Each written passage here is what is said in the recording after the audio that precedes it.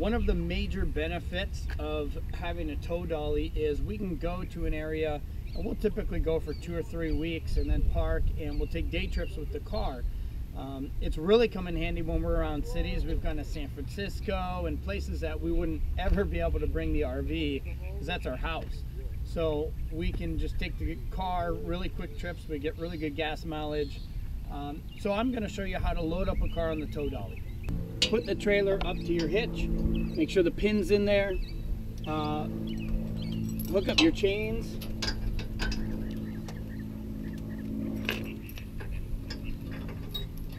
And then do the lights. Make sure that this is clean and clear of anything.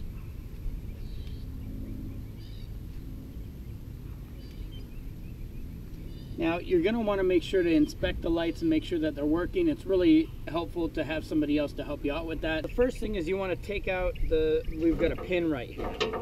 And I just pull this out, pull the pin out.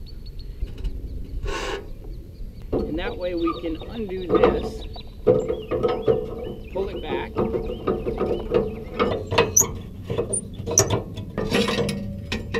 so we can drop the ramp down. So now that we've got the ramp unattached, you just simply drop it down, like so, and now we're ready to bring the car up on it.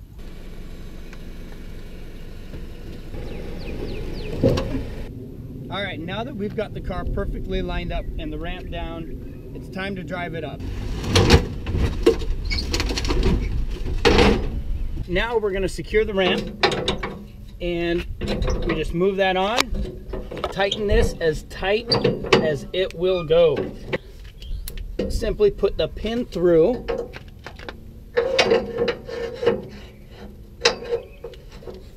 and then I'm going to put this pin to lock that in.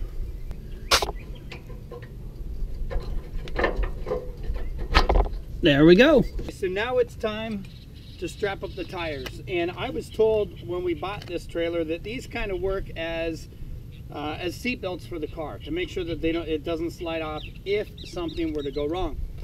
First thing is you want to make sure that this is centered with the tire.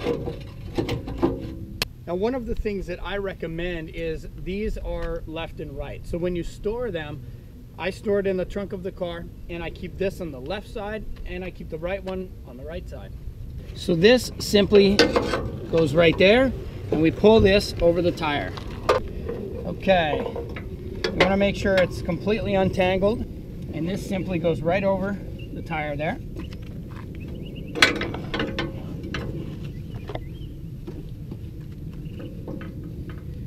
And you want to make sure that you put this all the way on the other side and it's not hung up on anything. We've got the back piece on. Now it's time to tighten this up.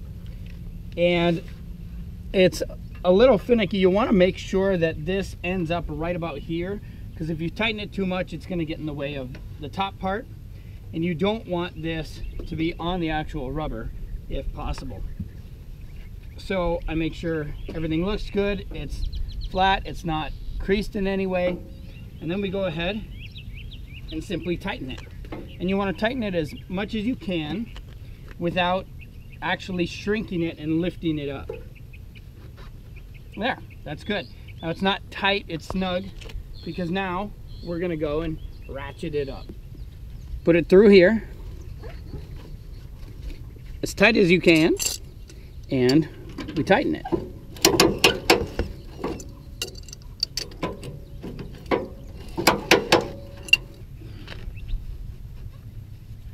If you notice, we're not at our campsite doing this.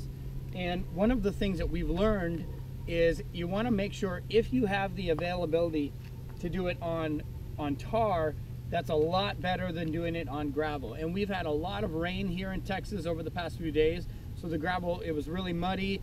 And what I've learned is when you go and try to go up the ramp, the tires can spin, and we've actually done a little bit of damage to our car going up there. We've got the car strapped up. We're ready to hit the road.